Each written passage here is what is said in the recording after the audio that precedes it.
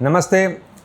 કડી 360ના તમામ દર્શકોને અને કડીના તમામ મતદારોને મારા ક્રાંતિકારી જય ભીમ. સાથીઓ, જેવી રીતે આપ સૌ જાણો છો, કડીમાં આ પેટા ચૂંટણી જે આવી છે, આ પેટા ચૂંટણીમાં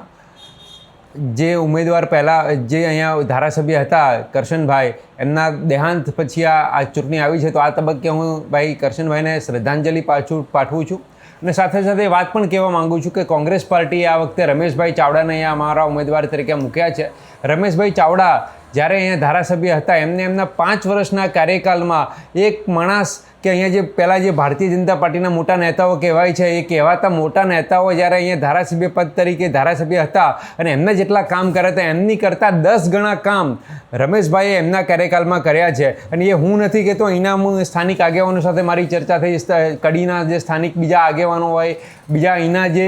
મિત્રો સાથે વાતચીત થઈ, તો એમનું એવું કહેવું છે કે રમેશભાઈના કાર્યકાલની અંદર કડીનો જે સર્વાંગી વિકાસ થયો હતો, ફરીવાર એક વિકાસ કરવાનો આજે આપણને પેટા ચૂંટણીના માધ્યમથી અવસર મળ્યો છે. અને મને વિશ્વાસ છે કે કડીની જનતા ફરી એકવાર કોંગ્રેસ પાર્ટીને અહીંયા ભવ્ય વિજય બનાવશે અને કોંગ્રેસ પાર્ટીના અમારા ઉમેદવાર શ્રી રમેશભાઈ ચાવડા બહુ જંગી બહુમતીથી આ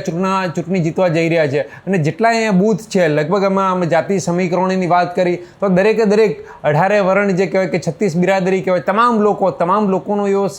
લાગણી અને માગણી છે કે આ બેઠક ઉપર જો કોઈ માણસ હોય કે જે લડાયક હોય, જે જનતાના અવાજને હાઉસમાં પહોંચાડી શકે અને કડીની જે વાત છે, કડીની જનતાની જે અવાજ છે એ વિધાનસભામાં મૂકી શકે અને વિધાનસભામાંની સચોટ રજૂઆત થાય, એક ભૈસાબ બાપા તરીકે નહીં પણ એક સાચા અને લડાયક યોદ્ધા તરીકે જો કોઈ વાત કરી શકે તો એ માત્ર ને માત્ર કોઈ હોય તો રમેશભાઈ ચાવડા છે. અને મને પૂરો વિશ્વાસ છે કે કડીની જનતા ખોબલે અને ખોબલે એમને મત આપીને એમને વધાવી લેશે અને જ્યારે ચૂંટણીનું પરિણામ આવશે તો આ જ રીતે આપણે વિજય સર્કસમાં કડી 360ના માધ્યમથી આપણે તમારી પાસે લાવી આવીશું. ધન્યવાદ.